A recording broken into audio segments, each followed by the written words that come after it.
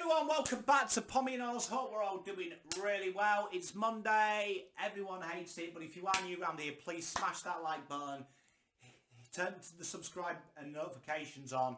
We're smashing out subscribers at the moment, so if you can subscribe, that would really help out. We're well on our way to 2,300, which is splendid. You can go a step further as well and become a member of the channel. We sponsor Domaku.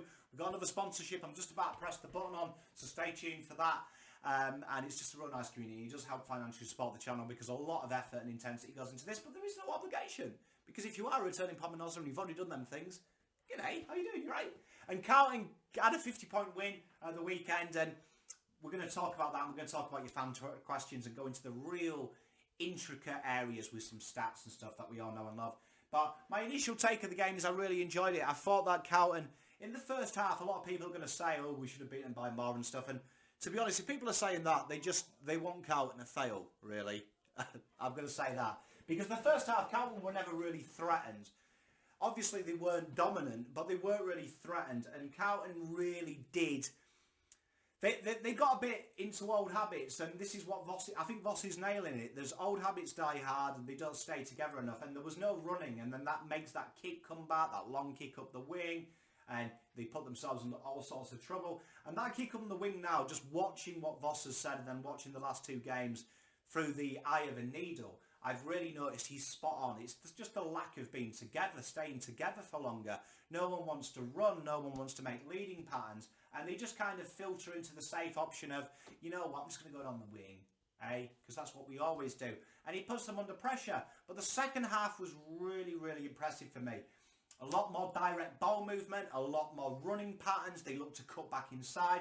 We saw that wonderful zigzag we saw against Richmond come back. That two half-back flank, back into the corridor, back out wide, and then the delivery in. Great to see left footers on the right, right footers on the left. That nice little curve arc, which was really helping our leads. The pockets worked really hard as well. There was a decent amount of marks and decent amount of entries to the pockets. It was a new Carlton, really. It was the Richmond Carlton. There was a lot more diversity. There was a lot more intent. And I really enjoyed the hunger and the desire from the boys. And in the end, it could have been more. But, I mean, at the start of the game, people laughed when I said it could be 70 points. I wasn't far off. Most people were predicting a loss. So, looking at it, it was a really, really solid thing. And it was something that we talked about in the preview. This is the game that you can go out there and take the piss a little bit. North are garbage, structurally. So you can take your chances. They're not the same as your Melbournes and your Collingwoods. Because Collingwood are the next stage up, I think.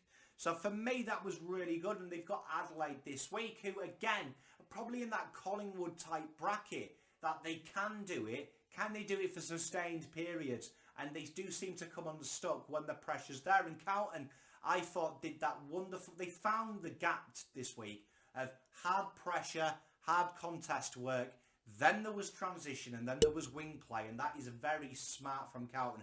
And we'll go into them numbers later in the video. Stay tuned for that, because I've got some really interesting numbers about how it works out. But Carlton did have more points this week on transition than they have done all season. They really did use the wing as well. If you look at the heat map as well, they really did manipulate the wing and look to go out wide.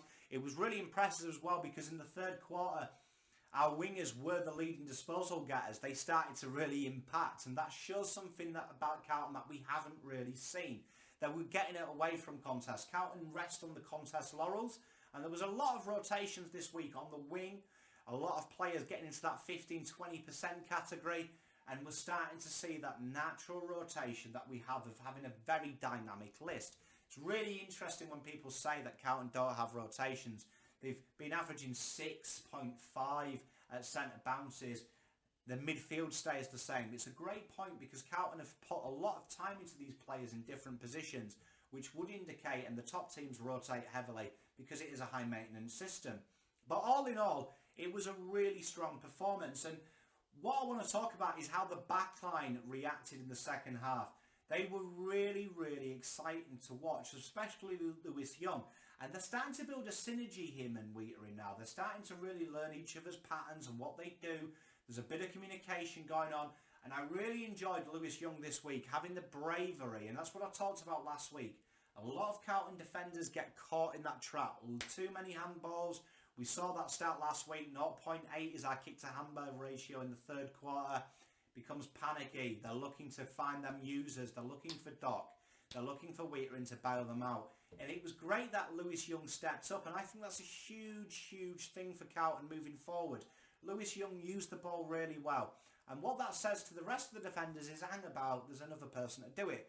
And that will slowly start to kill off that wing kick. We noticed in the first half that wing kick was there, and that was just from lazy. It's really abundantly clear now that it's from lazy running. It's people not looking. And you look in the third and the fourth and the footage there, it was really, really obvious that players were actively running for space. There was lots of leads, especially in the forward line, particularly in the midfield. And in the corridor, we started to see midfielders lead to the wing to spread that play. So all in all, it was a really good base level, this for me. Carlton now have done it in a game. They've beaten a side comfortably. And from a confidence perspective, that means that they go in to next week against Adelaide knowing basically it's do the same again. Adelaide are a better version of North Melbourne.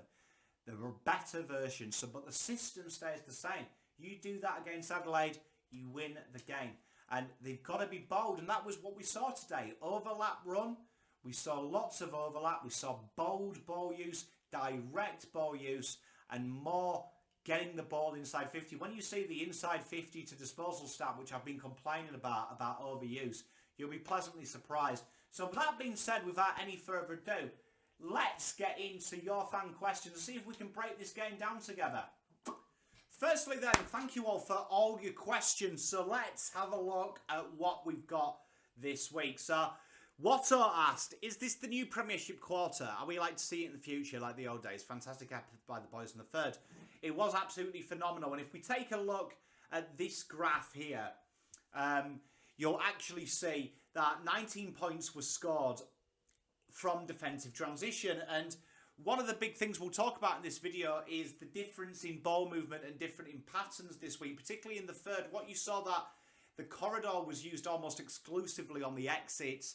And also what Carroll brought was he naturally cuts back inside and looks for the corridor and looks to deliver a flat kick, which really changed it up with the additions of Stocker and Carroll. I've been saying this for a lot of weeks. It's more personnel, this system, than something going wrong. It does require them. 25 points were scored from clearances and stoppages. As you can see, almost half and half were transition. And that's where the top teams are. Transition and clearance and stoppages. Almost exclusively played through the corridors, as we've covered. And the wings got the majority of the ball. Carroll and O'Brien and Nunes were three of the most prolific ball getters in this quarter. And Carlton really looked to escape the corridor at the earliest point and let these guys deliver it back into the corridor, which is a real common thing with top teams. That's what you want to do. People think just going through the corridor is the way to go. Nah. Very more simply is that you go for a kick at centre-half forward, you get it away, and then you come back inside. It causes havoc with zones, and you'll see Carlton, when we concede goals, the majority of the time it's from that motion. Port Adelaide, the diagonal kick we talked about, very similar. It's a different system. It's not going left, right, left. It's more going one way. But because it's going horizontally across the field, it does the same thing. It's a real effective method to do it. And they cut back into the corridor more outside of 50 and go centrally inside 50. So Port are very good at it. Melbourne, you'll find, do what Carlton did in the third. It's a hit-up kick to centre-half forward. It's get it out to your half-back flank, get it across the wing, and then come back in to your better ball users. You saw Fisher get a lot of it there. Nunes got an awful lot of it there as well. Carroll as well. They linked up really well. So that's kind of the benefit of playing it. So, yeah, fantastic. I do think they can do that because Carlton's pressure around the ground increased. The forward pressure had a lot of uncontested possessions, and that is what the top teams do. Carlton set a record in the fourth for the most uncontested possession differential this year, which is absolutely huge. Carlton had a lot of uncontested marks and uncontested possessions, which is a sign moving forward that that is what you want to do. You want to find space. So DH has, I think, was the most uncontested marks we've had in 50 odd year yet. and not being able to buy one for most weeks. What's changed? Better ball use, different personnel kicking inside 50, more work from the forwards, less pressure, all of the above. Which is kind of all of the above. I've got some stats here as Ben Tripp asked, was there a shift in ball movement? There was indeed, and I want you to alert you to the last 3 stats in here. This is a really important thing. Something that I've been complaining about is Carlton's evolution of the ball. And if you look versus North, one of the big changes was a more direct method with the ball. There was less handballs in pressure. Carlton's third quarter, predominantly, they go to nearly less than 1 kick to a handball, which is absolutely appalling. And that's a sign that that's in the back half of the ground. It's panic. It's not being shrewd with the ball. It's almost cowardly with the ball, and I mean that with the nicest possible way. But a lot of players at Carlton get a little bit tentative and they want to give it up. You saw a lot more direct game style. The happy medium is somewhere between Voss and Teague in ball movement. Now, the metres per disposal is huge. 15.7, a whole metre ahead is absolutely phenomenal. And you'll see here the inside 50 is very similar, but the big stat here, disposals inside 50, a whole change, whole 1 less disposal. And when you're gaining an extra metre per kick, that is huge. And I said it last week, Carlton need to get the ball inside 50 more. There's a lot of fannying around in the final third. You saw a lot of deep entries, and it's not shallow entries that are a problem. Shallow entries without purpose are a problem. You found that the leading patterns from the pockets were absolutely exemplary. From the half forwards, Fisher really popped up. Carroll popped up as well, made himself free. Because they're playing that 3-type winger system and having one rotate, it allows you to have extras in there and get ahead of the ball because they are super fit. So great observations, DH and Ben Tripp, but that is the major difference. Carlton were more direct and looking to penetrate inside 50. You didn't have the long bombs down the back so much. You more had the penetration in the forward half of the ground. So fantastic questions. Thank you very much for them. And a Faz man, he asks Jim Faz, opposition aside, is it important having good ball users? Our flags out 22 contested balls. Spot on. What you saw today in the game just gone was a more onus to get the ball away from the contest, which ironically with our contested players works well. Walsh and Chera are very, very good users of the football when they're in a bit of space. And a lot is forgotten about Cripps, who was really integral, plopping up forward, being the extra person. When you get it away from contests, you can allow these boys to roam up the ground.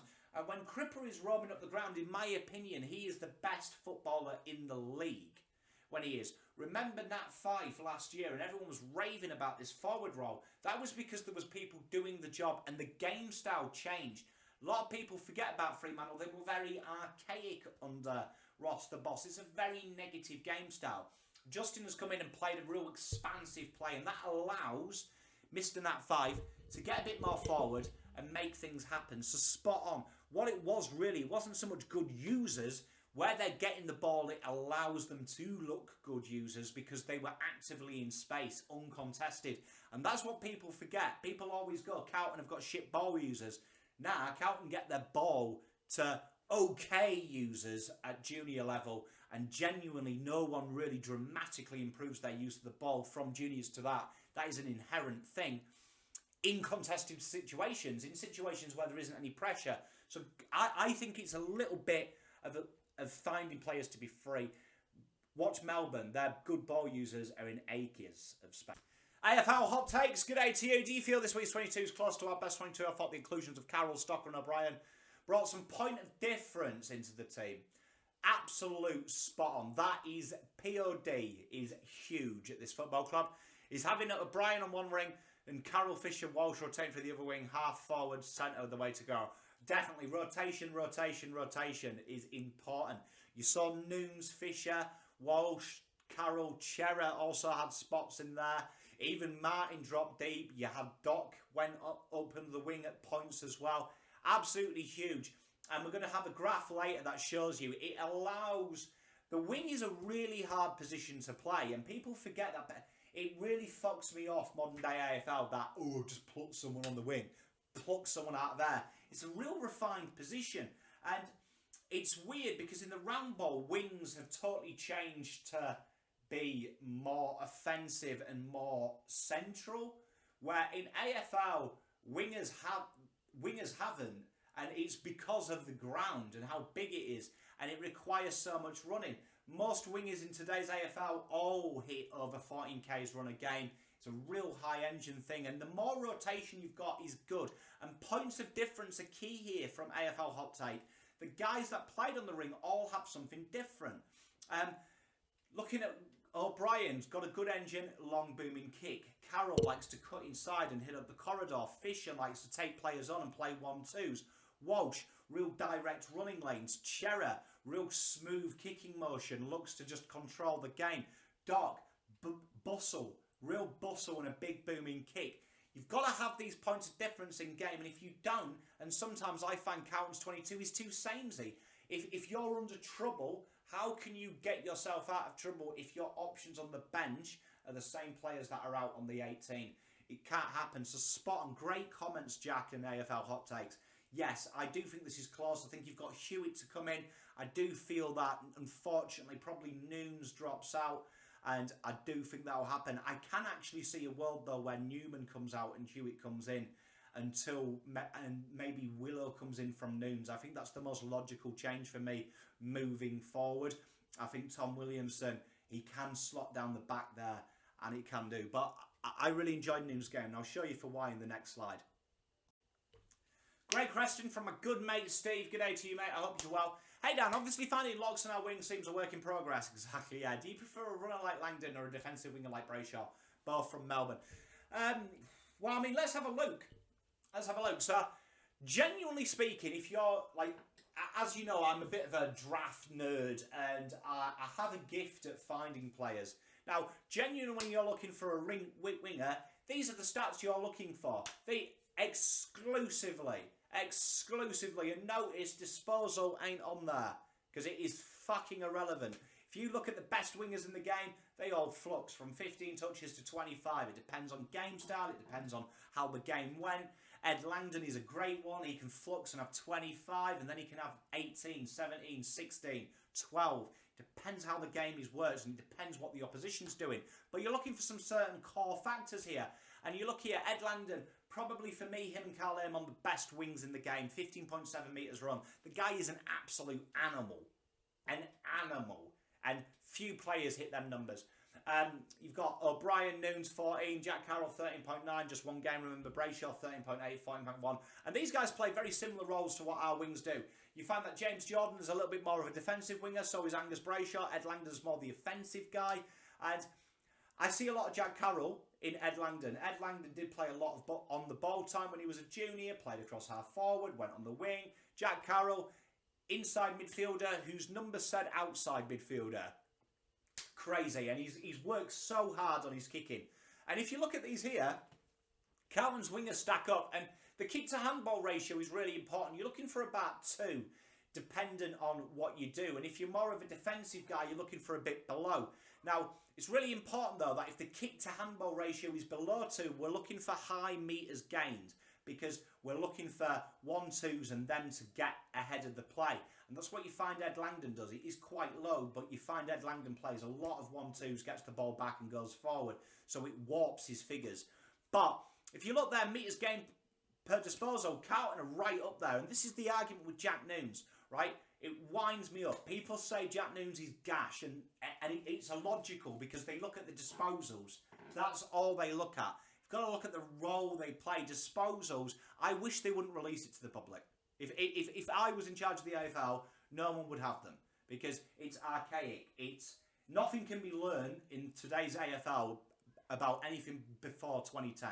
And disposals are something because they were the only stat released by the Herald Sun in the 70s that everyone's clinged onto. A relevant stat. But you're looking at this inside 50s, and this is what Lockie O'Brien did really well. This week he really increased his output. I want to see Lockie O'Brien get more offensive. So for me, if I was mirror adding this to Carlton, I'd be saying to Lockie O'Brien, have a look at Angus Brayshaw, and that's what I want you to do. Very similar numbers, but I do want to see him become more of a Langdon type and really get involved a bit more because he has got that long booming kick. But Jack Carroll, what he does is he's looking to play these 1-2s. These numbers stack up, and I do think it is. And I think the one change that I think you'll see by the end of the year is Jack Noons, his name's not on there. Tom Williamson's is. He's really building something nicely. He does something similar. But as it stands, obviously Jack Carroll's played one game, so I can roughly tell you I would expect to see that fluctuate around the 320 to 350 metres gained. The metres per possession will probably go to about 18.8, and the inside 50s will probably bottom out at 4 and 7. That's what I would predict from Jack Carroll. But Jack Carroll could go leaps and bounds. He's a very talented footballer. But great question, Steve, mate. My mate, Dave Bolt, good day to you, mate. I hope you're doing really well. Are we a better side mentally when we play angry, ants full of aggression? I do think there's something to this, and I think this is a great call by David. David, very good commenter on the channel and has a good eye for the game. I agree. I think that sometimes there's... Voss touched on it, that we don't play together for enough. I think when they get involved like this and they G themselves up, kind of like a prize fighter, Michael Zarafa would be a really good example, is an arsehole in press conferences. However, outside of the game of boxing, he donates his time to charities, he donates his time to fans, he's really approachable, he's a real lovely guy on the Insta and things like that. Two different mindsets. You've got to get into that mindset. Some people big themselves up. Tyson Fury's another one, does wonderful work. I think it's a psychological thing, and I think that there's something about Carlton when they tackle in droves, they back each other up in fights, they get angry. It's a huge thing, and I think that's because they're nice guys out of the field, and I think sometimes it transcends. And then I think sometimes the messaging from the club is all wrong. We want them to be nice guys. You see it in the fan base. Oh, I don't want Toby Green because he's a thug. Oh, I don't want Dustin Martin because his dad was a gang member. They are mental. Like, absolutely mental to me, because that is irrelevant. Right, what you do out of the game is irrelevant. It's what you do in the game, and I think you're spot on. I think when these guys actively look to get angry, you've got the jumper punches, you've got the bumps, naturally it fires you up. And it's a little bit like being in a bar. If your mate ever gets punched, you can be the nicest guy in the world, but you're ready to battle, and you're ready to bro down. And I agree with you, Buck, mate. Spot on, great comment. Good friend of the channel, Chris White. A confidence building win. Should Jack Carroll have a spot in the team next week? What about down the VFL? Well, covered down on this slide as well. Look, because we had a question here from the lovely Mickey D. If the other midfielders stay fit, Dow won't get ahead of them. If so, can Dow play another around the middle? Can he play ring and rotate with the Welsh? So, I think this is an interesting one here. So, this is Carroll's game. Absolutely splendid. And I want to talk. Someone that predominantly kicks on the other side, the fact he plays both wings is so important. And you saw O'Brien come down to the right wing. You saw Nunes go to the left wing. So important in today's round or oval-shaped balls. So important because what it does is it creates angles. And why you saw the inside 50s different, a lot of them were left footers kicking on the right-hand side, right-hand footers kicking on the left-hand side. Creates an angle. The ball naturally loops away as well from the defender. If you think of it as it's going, it naturally curves right to left. Right-handers should naturally hit the ball right to left when you kick it, and left footers should naturally go left to right, a draw if you're a golfer, and you'll know that's usually the opposite. But when you're kicking, because of the way that your pivot works, it naturally is an in-to-out motion, creating that draw. And what it does is it gives you time to lead. If you lead, it's always going to where you're leading. Think about it. If you're left-footed and you kick it in, the ball, as it approaches you, is going that way, which is going towards the defender, which means you have to time your lead right. It's going that way if it's the opposite foot. Logic. And there you are. That's why I think Carroll is important. I think Carroll stays there because he naturally has that curvature as well, and he naturally looks to flick back inside. And he's a very smart cookie when he does it. And you saw a lot of them marks from the players. It was like that floaty little ball that allowed you to run on and give you that extra chance. Carlton's forwards are very quick. You've got to remember that. Mackay and Kerno are very fast. So having that extra channel there gives you a bigger margin for error. And I think Carroll locks in. As for Dow, I think he's got to really improve his game. He's going the right way. Now, I think the question for Vossi is, and this is going to be controversial for fans, back to Faz's point, too many contested balls. I think Hewitt, in the next 6 weeks, I think you're going to see Hewitt and Kennedy have the same problem that Chera and Walsh have. Very similar players doing a very similar job. How do you fit them in? And that's when I think there's an argument for Dow. I still think there is a point in this team, and you saw it when Fisher came in, and you saw it when Carroll went on the ball, having a little bit of leg speed. And I think that is the point. And if I was Dow, I'd be earmarking that spot. And let's hope he gets it. Because I tell you what, if Dow can reach his potential, you'll be like Bam Bam who. And I know we all love Bam Bam. I do. I'm not discrediting him, but I'm saying from a structural point of view, that could be the goer. Lewis Young was finally in his stride. Christian so biased it shits me. How can we petition the AFL to get rid of a single person being the judge rather than 3 people? I think this is a great comment by Lindsay. Spot on. I do think that the AFL is very autocratic. I'm not a big fan of it. I know opposition fans will say, well, that bump can be it. But, I mean, are we taking this out of the game for me? On Lewis Young, though, let's be honest, what a game from him. And what Lewis Young did this week was very Jonesy. He's really built into his role. And I said it a couple of weeks ago, I'm not worried about Young because I do think that your key defenders and your key forwards have to play together. They have to get some synergy. And Young now and Whittaker are really starting to build that synergy. You saw that they weren't going for the same contest. They're starting to learn how each other works. We know that one's a spoiler. We know that one's a marker.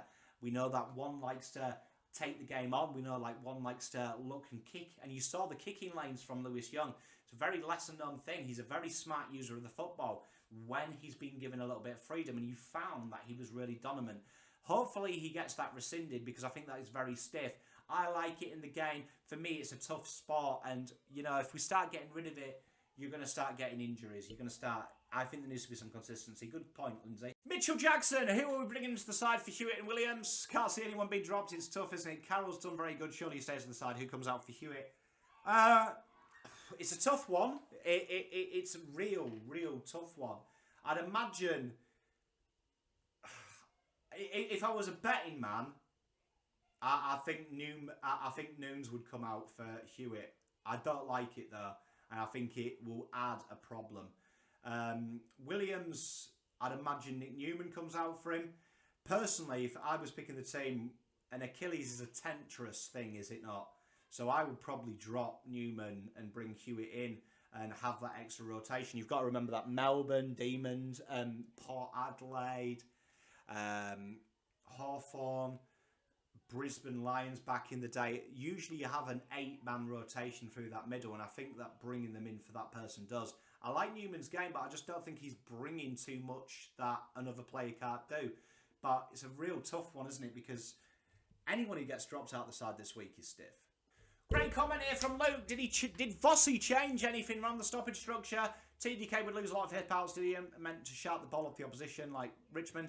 Well, what you found in the centre bounces, a big thing here is look at Carlton. They had more around the centre bounces than they have done in stages, and it was more of an even spread as well. You know Cripps and TDK are going to take the majority of them, but you saw Ches, Kennedy, Walsh, Jesus, Fisher really rotate through the centre, and you actually saw about 12 players working the stoppages as well, which is high for Carlton. And it allows them to play in bursts. And it's really important. If you watch Richmond's 2017, it was burst stoppage play. A lot of people floating through there. A lot of people hungry. What you found Carlton do this week was be super aggressive. And it was something that I said in the scout report. You can't, even though you know you're going to lose the hit outs, let's just say you plan for that. You can't set up defensively. And that's what Teague used to do. Be very defensive. Bolton was even worse at it, flooding numbers behind the ball. Carlton actually played a player ahead of the stoppage as well this week, which is something we haven't done since round 2. And it's something that's just disappeared, and we've been really focusing on that exit ball out the back. What you found that in front of the contest as well, and having the back, having 2 men stationed there, it's very clever. And we started to do that even in the marking contest. Have one guy front of the contest, one guy in case the ball travels through the back. Really important. So Voss did move the dice a real lot this game, and it really did pay dividends. But as you see, that nice little even spread in the middle of numbers this week is really huge. You want about 3 players in your 60s. You really do. You want 2 staples and then 3 players in your 60s. It keeps them fresh. And I reckon that you will probably see next week a 40-40, 60-60. I reckon you'll see that with 2 80s. I wouldn't be surprised when Hewitt comes back. I think that's the way to go. So great comment, Luke. Lock egg with Hutt due in, Dow continuing to press. How many midfielders can be selected in 22? Can't go back to today's midfield setting forward with no pressure impact. Spot on. Surely we can roll a couple out to wings where we struggle. I mean, I reckon what you'll see is, because here Carroll plays inside and out, and he did it this week as well, it was about 20-80 to the wing. I reckon that Jack Nunes does try and do that, but as you can see, his numbers do stack up, even though he's hated by Carlton fans. Poor kid. And Lockie O'Brien, he can't really. I reckon what you'll see is Tom Williamson come in, which then gives them a Tom Williamson for Nunes, and then that gives them a Tom Williamson and a Williams rotation that can pinch it through the middle, can attend the stoppages down the back. Both of them do that VFL. Williamson does that a lot. Hutt then obviously is in his role. And then I would say that for Dow to come in, he's probably got to look at Kennedy's spot. And why, I tell you for why, I think that when Hutt and Kennedy crip a play, you've got way too many insiders, because you've got to remember that Chera and Walsh do the same job as well. So it's either going to be one of two options, I think. Walsh and Chera will play a predominant wing role. They started to rotate through there. The rotation is really good, so I think you can have 8 midfielders there rotating through, and then a couple of half-back flanks. But it is a problem, you're right. You can't play too many because it ruins the equilibrium. I think Zach Williams comes straight in for Nunesy Faz, mate, to be honest. I think he offers a lot more. His games hasn't been brilliant, but then I look at Newman, and all we like about Newman is he's reliable. Williams does the same thing. I would have loved to have seen Williams play in that mod direct system. I think it suits him. I think he's been really okay. I think that's a logical change for me. But good question, because, I mean, it's tough. It depends what they try and do. But I do like Zach Williams. He's growing on me. So that's the review done and dusted. Thank you so much for the questions. Make sure you hit the like and subscribe button. It does help the channel out. And give it a bit of a share to your friends. Thank you so much for tuning in. Thank you for your questions. You guys and girls make my day, honestly. It's an absolute pleasure sitting here and doing it. Till next time, I'll be back with the VFL review. Pom out.